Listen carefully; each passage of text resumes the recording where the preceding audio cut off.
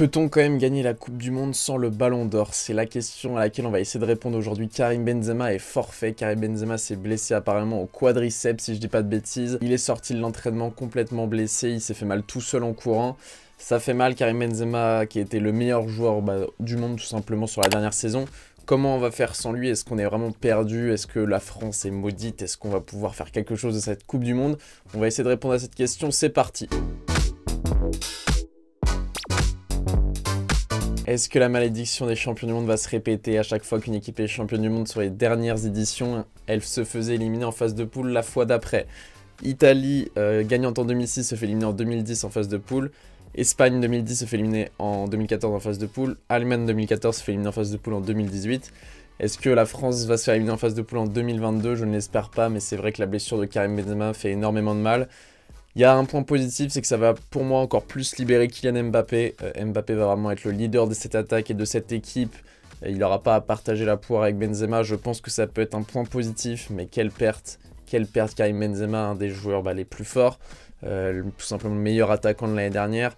Je pense que ça se joue avec Mbappé, le rôle de, la récompense du meilleur joueur du monde. On va dire, sans parler du Ballon d'Or, mais vraiment intrinsèquement, individuellement l'année dernière, Benzema c'était très très fort. Cette saison, il se préservait pour la Coupe du Monde, et ça n'a pas fonctionné, il s'est blessé à l'entraînement. Ça va être dur, l'organisation devant, du coup, je pense que ça va être un 4-2-3-1, avec un Giroud, qui sera épaulé par Mbappé, Griezmann et Dembélé. Je pense que c'est vraiment la solution priorisée par Didier Deschamps. J'espère vraiment que Giroud va faire une très belle Coupe du Monde, il est très en forme avec le Milan AC, donc ça c'est le deuxième point positif, c'est de pouvoir avoir un Giroud.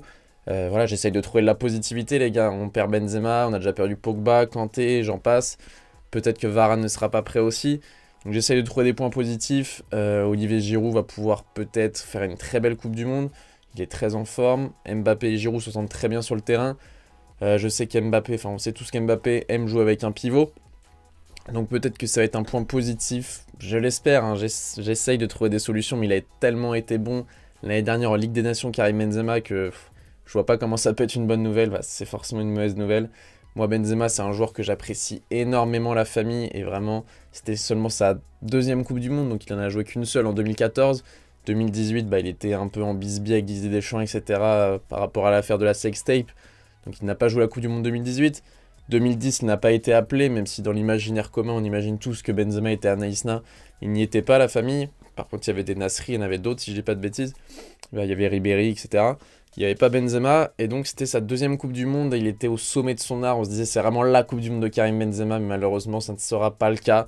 Il est là, c'est tombé il y a 5 minutes, les gars. La nouvelle vient de tomber, là je suis encore sous le choc, j'ai allumé la caméra, je me suis dit c'est parti, faut en faire une vidéo. Faut en parler, faut en discuter sur la chaîne.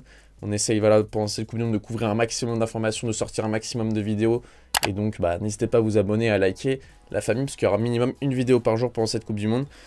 Et donc les seuls points positifs, les gars, c'est peut-être que Mbappé va pouvoir avoir cet axe gauche en attaque un peu plus libéré, là où Benzema aime bien aussi dézonner sur cet axe gauche.